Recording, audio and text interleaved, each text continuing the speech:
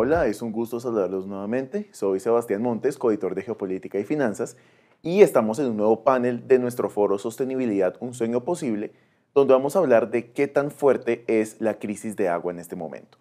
En este panel saludamos a Dora Moncada, directora del Centro Nacional de Agua y Biodiversidad de la ANDI. Dora, muchas gracias por acompañarnos hoy. Gracias a ustedes por la invitación.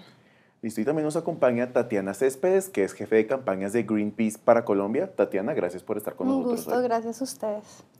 Listo, bueno, entrando en materia, pues la idea es arrancar un poco viendo qué es lo que está pasando en la región. Digamos, estamos viendo que en Uruguay, que en México, que en Chile están habiendo crisis hídricas, que la escasez de agua está realmente preocupante. Vemos un fenómeno de niño generalizado en la región. Y en Colombia ya estamos empezando a hablar del tema, ya se están empezando a ver ciertas afectaciones. Y digamos que no tanto este año, pero el próximo puede ser donde realmente estemos enfrentando un problema grave.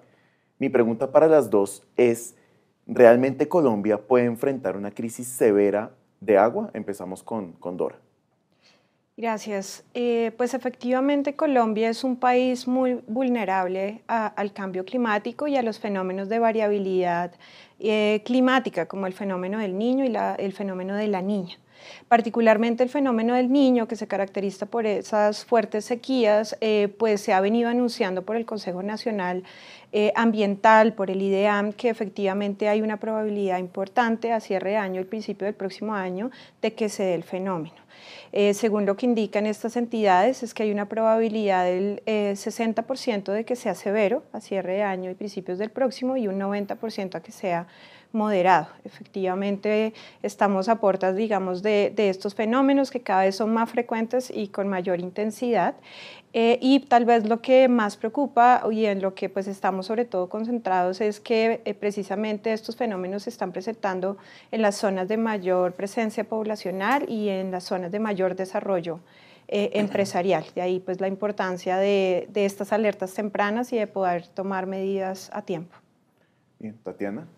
Sí, de acuerdo con lo que dice Dora, es impredecible saber cuándo van a pasar los fenómenos meteorológicos. Lo que sí sabemos, y era lo que ella decía, es que cada vez están siendo más intensos y mucho más cercanos en el tiempo. Entonces eso hace que los ecosistemas, que las ciudades mismas y que la ciudadanía como tal no esté preparada lo suficiente para afrontar este tipo de fenómenos meteorológicos. Obviamente lo que dice el IDEAM también es que lo que es la región andina y la región del Caribe, que son los principales centros de producción de la agricultura, donde se encuentran obviamente las hidroeléctricas y todo esto se va a ver mucho más afectado. Entonces eso quiere decir que ni la cantidad de río que hay, pues obviamente los caudales van a bajar muchísimo, las hidroeléctricas también se van a ver afectadas y demás. Entonces realmente no sabemos cuánto va a durar, no sabemos si empieza en octubre o en noviembre o en enero, pero lo que sabemos es que no estamos preparados muy posiblemente para afrontar lo que se viene, porque sí estamos viendo alrededor del mundo, tanto las inundaciones por la Niña como el fenómeno del Niño están afectando todos los lugares por donde están pasando. Y precisamente esas afectaciones las tuvo muy en cuenta el Banco Mundial desde 2020 y en un informe que sacaron en ese año, destacaron que alrededor de un tercio de la población colombiana está en riesgo de enfrentar estrés hídrico, tanto por el cambio climático como los cambios en la demografía, crecimiento demográfico y crecimiento poblacional, están generando serias afectaciones en este tema. Entonces mi pregunta ahí también para las dos es, ¿cómo podemos como país enfrentar esas coyunturas y hacerle frente a esa posibilidad? Comenzamos con Tatiana en este caso. Pues desde Greenpeace y lo que nosotros estamos abogando siempre con nuestras campañas es que es una responsabilidad compartida. Es decir, desde la ciudadanía, las industrias mismas que son las que gastan, o por decirlo así, necesitan el 80% del agua, el gobierno como tal, los gobiernos también tienen que poner su parte dentro de todo lo que es esto y en general crear también esa ciencia ciudadana que nosotros llamamos, en donde lo que pedimos es que desde todos los puntos y desde todos los actores empiecen a actuar de una forma en pro para que la crisis hídrica que estamos viviendo pues sea menor. Específicamente nosotros tenemos una campaña que se llama Suelta el agua, porque también lo que estamos viendo es que se necesita una gobernanza del agua, es decir, hay dos palabras que son supremamente claves, que es la parte de una desigualdad en la cantidad de acceso de agua que tiene la gente y también hay un desequilibrio por el agua que se está consumiendo y se está generando. Entonces, lo que nosotros vemos desde Greenpeace siempre es que hay que haber un conjunto de acciones desde todos los actores para que eso se vuelva una realidad. Y específicamente, pues hay muchos estudios que dicen que el agua en términos de recursos hídricos y en los ecosistemas es prioritario, pero también el agua desde el punto de vista social y económico es fundamental como derecho humano que tenemos todos a acceder a esa agua. Entonces, desde nosotros, nuestro punto de vista siempre es que tiene que ver todas las partes involucradas para que salgamos y esa coyuntura que tú mencionas pues sea más llevadera. Perfecto. Dora, ¿qué opinas? Sí, comparto que esta apuesta implica, pues, de atender, digamos, los desafíos del agua, implica una visión compartida, una visión corresponsable. Quisiera destacar que, pues, uno de los puntos, pues, claves a atender, digamos, esta emergencia y sobre todo, pues, a generar mejores decisiones tiene que ver precisamente con la implementación de los instrumentos de política. Colombia tiene un marco de política alrededor del recurso hídrico pues robusto, tiene varios instrumentos de planificación, de ordenamiento que fomentan el reuso, la recirculación, pero desafortunadamente ya en la implementación es que nos quedamos un poco cortos. De manera que es muy importante pues poner un énfasis en, bueno, qué tan implementados están los instrumentos, particularmente hay un instrumento que es clave, que son los PONCAS, que son los planes de ordenamiento y manejo de las cuencas, que nos definen de alguna manera pues el uso que se le debe dar al recurso, pues se planifica en función, digamos, de la restauración, conservación, pero también pues determina mucho el uso vía los POTs. Entonces es muy importante que esos PONCAS realmente se definan, se actualicen y se implementen y pues realmente ahí tenemos una brecha importante como país.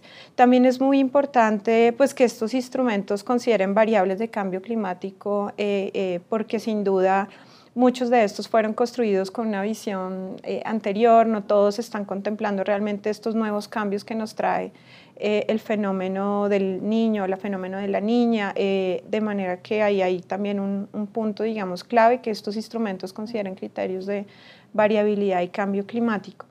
También desde las industrias pues hemos venido trabajando mucho en un concepto que se llama la gestión corporativa del agua y bajo esa visión pues fomentamos mucho que las industrias se midan, es muy importante que las industrias entiendan cuál es su huella de agua, cuál es su huella hídrica, qué uso, impacto le damos al agua y que a partir de ahí fomenten planes de manejo, planes de gestión que involucran no solamente las plantas o las operaciones, sino también su cadena de valor y los territorios. Y ahí conecto con otro punto que es muy importante y es precisamente cómo recuperar pues esos ecosistemas estratégicos que pues garantizan, ¿no?, el ciclo del agua y la seguridad hídrica, como los ecosistemas de páramo y los ecosistemas de humedal que son vitales como en este proceso. También vale la pena señalar que Colombia ha avanzado mucho en un concepto alrededor de la economía circular del agua, que digamos de manera práctica se hace referencia al reuso y a la recirculación que hacemos en el agua en las industrias, en las casas, de manera que ahí hay también un fomento por implementar y creo que ahí hay una oportunidad interesante que tiene ya el país, hay una regulación al respecto y ya hay muchas industrias innovando frente a esa eficiencia del agua, reuso y recirculación y por qué no simbiosis con otras industrias para pues también generar alternativas al respecto. Creo que también el país debe avanzar mucho en el conocimiento de agua subterránea. Recientemente el IDEAM sacó el Estudio Nacional del Agua, que es como el referente, digamos, del recurso hídrico, y lo que señala este estudio es que, pues, si bien hay un mayor conocimiento, digamos, del agua superficial, de estos asuntos también de variabilidad y cambio climático, todavía tenemos un vacío de conocimiento inmenso sobre el agua subterránea, el agua invisible, pero fundamental también en el ciclo. Entonces creo que ahí también hay un trabajo que atender, porque de hecho hay regiones del país, Valle del Cauca, Sabana de Bogotá, en donde el suministro en gran medida proviene también de agua subterránea. Entonces ahí hay un frente pues, de trabajo importante por atender como país. Listo, ahorita las dos mencionaban el tema de ecosistemas específicos, digamos, y uno de los que más nos llama la atención son los páramos, por ejemplo. Digamos, Colombia se caracteriza por tener varios páramos en todo el territorio nacional. Tenemos los dos páramos más grandes del mundo, el de Sumapaz y el de Chingaza. Y digamos, en el caso de la capital de Bogotá, hasta 80% del agua que consumimos los bogotanos proviene de los páramos. Entonces, cuando uno se pone a mirar la importancia de este ecosistema y el factor pues, único que tiene para nosotros, uno de verdad se pregunta si eventualmente vamos a depender en exceso de los páramos, y pues esto qué tan conflictivo es, viendo que, por ejemplo, hay algunos proyectos de minería que están cerca de estos ecosistemas y que pueden comprometer estos recursos hídricos. Entonces, ¿qué tan conflictivo puede ser depender de los páramos y qué tan en riesgo estamos de depender de esas fuentes de agua? Comenzamos con Dora. Bueno, pues sin duda Colombia tiene un privilegio al tener estos ecosistemas de páramo y de alta montaña. Tenemos cerca del 50% de los páramos que existen en el mundo están aquí en Colombia y pues por supuesto son vitales, ¿no? Vitales para el ciclo del agua. Fundamentales para la hidroenergía, lo comentábamos hace un momento, más o menos el 53% del agua que termina siendo utilizada por la hidroenergía, que es la principal fuente de energía del país, proviene de los ecosistemas de páramo. También sistemas de riego, ¿no? Provienen más de 170 sistemas de riego provienen efectivamente de los ecosistemas de páramo. Entonces, sin duda hay una alta dependencia pues de estos ecosistemas, pero también un desafío, un reto, porque pues aparte, digamos, de las actividades extractivas que ya per se están prohibidas en páramo, digamos, Colombia tiene ya una legislación de prohibición de actividades mineras en páramo. Sí hay otras actividades digamos como la actividad agrícola, la actividad pecuaria, incluso el desarrollo de infraestructura, de temas de expansión urbana que estamos viviendo, por ejemplo en la Sabana de Bogotá, pues que sí generan una presión sobre estos ecosistemas. Entonces, digamos, ahí hay que hacerse una apuesta no solamente, digamos, de veto y protección del ecosistema, sino también de restauración. Se requiere también hacer unos modelos también de restauración. Muchos de esos ecosistemas son ecosistemas habitados, de manera que ahí hay que hacer un trabajo pues de mucha alineación de actores, de ciencia participativa, también de planificación, porque si bien se han destinado pues estos ecosistemas, pues no muchos se han ordenado y planificado ni se están implementando medidas de manejo. Entonces creo que ahí hay un reto, digamos, de gestión que pasa, por supuesto, por la protección de ciertas zonas de exclusión, pero que nos invita también a entender medidas de manejo en un ecosistema que está habitado y que tiene además pues una relación, digamos, con las ciudades y con un montón de actores en torno a ese sistema complejo que es los ecosistemas de alta montaña. Además que son preciosos, ¿no? Y yo digo una cosa, no es que estemos siendo dependientes, que ya somos, o sea, el 70% del agua potable viene única y exclusivamente de lo que son los páramos. Y adicional a eso, lo que estamos viendo ahorita es que los glaciares se están secando y cuando viene un fenómeno como el fenómeno de la Niña, pues obviamente esos glaciares se derriten y lo primero que hacen es caer al colchón, que es los ecosistemas de alta montaña y del páramo.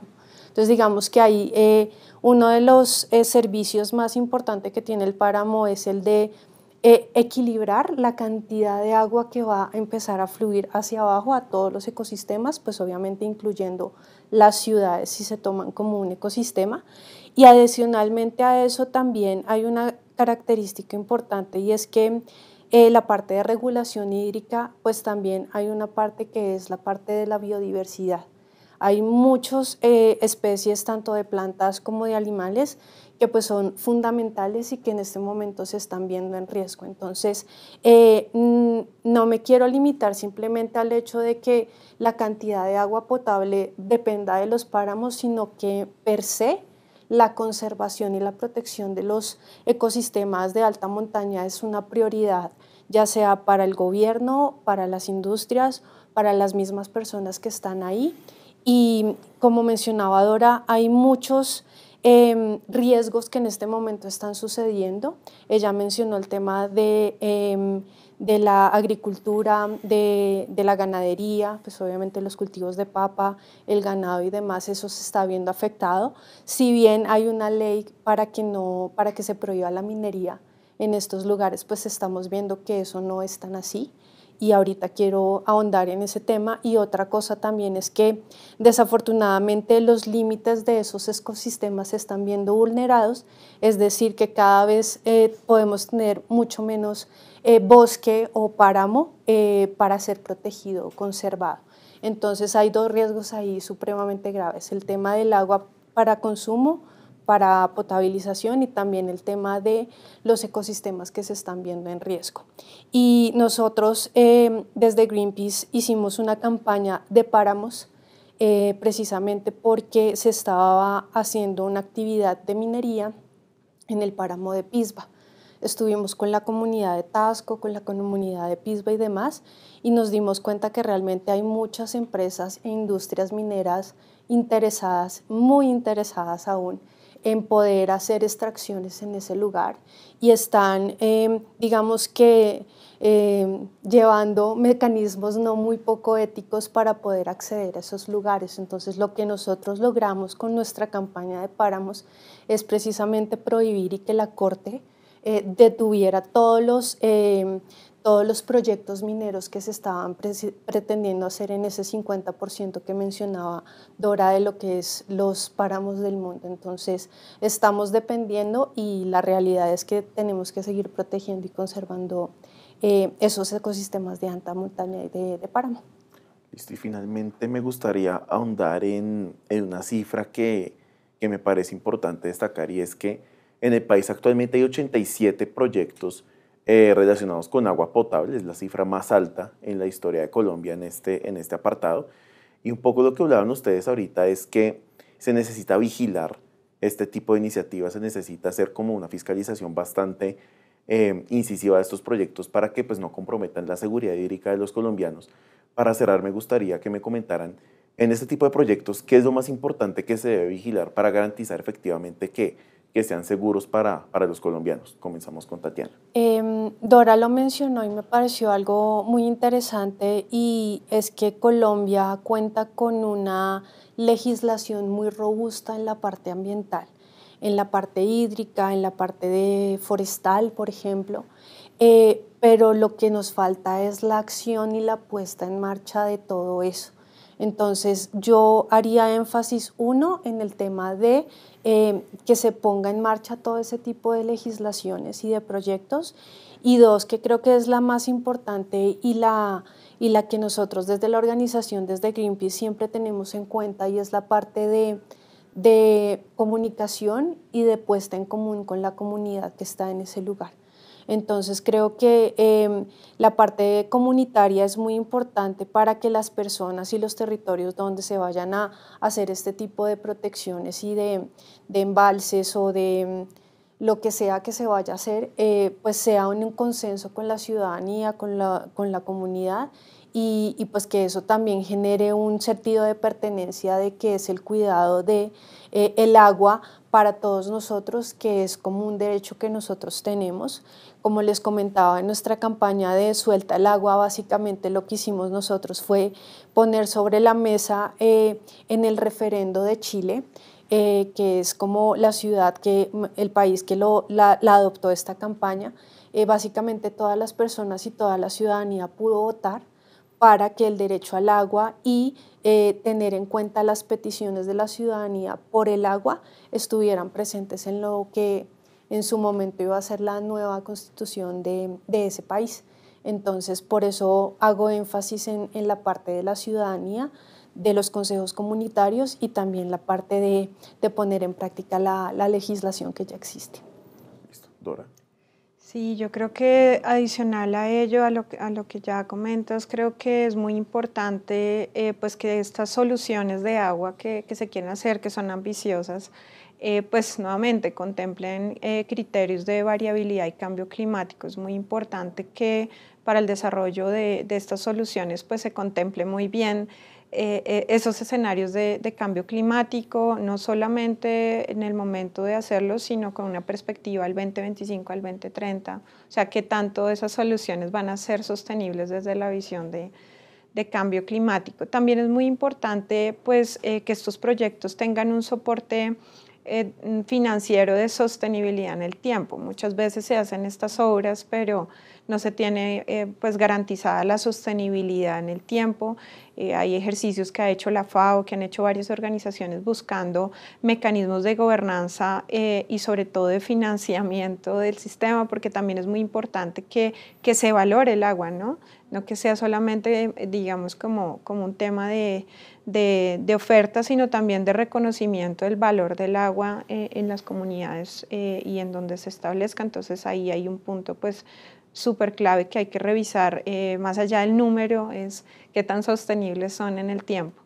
También, pues este gobierno ha hecho mucho énfasis en la gobernanza, ¿no? En la gobernanza de esos instrumentos. Hay una nueva visión de ecorregiones del agua y que en esas ecorregiones se van a priorizar precisamente muchas de estas acciones. Es importante pues que estos procesos pues tengan, digamos, una participación de las juntas de acción comunal, de las organizaciones de base. Ahí de hecho pues hay una gran oportunidad de alianzas público-privadas. Particularmente es una línea que pueden utilizar las empresas a través de obras por impuestos, de distintos mecanismos para fomentar alianzas público-privadas y fortalecer el mecanismo. Y por último, creo que es vital los temas de transparencia, ¿no? Es muy importante que todas estas inversiones pues, tengan una veeduría y una transparencia pues, de los procesos para que efectivamente pues, se lleven a cabo y sean como efectivos en el tiempo. Entonces son algunos de los asuntos claves adicional a pues, considerar esos estudios técnicos necesarios pues, que involucren calidad, ¿no? Del recurso hídrico y oferta en términos de, pues, del servicio que se va a empezar a prestar, que cumpla los estándares pues, para consumo y para el uso que se va a destinar. Perfecto, pues con estas apreciaciones concluimos este panel sobre qué tan grave está la crisis del agua. A Dora y a Tatiana, muchas gracias por habernos acompañado en esta oportunidad. Fue un placer tenerlas aquí con nosotros. Gracias a ustedes y bueno, una próxima oportunidad. Sí, un gusto.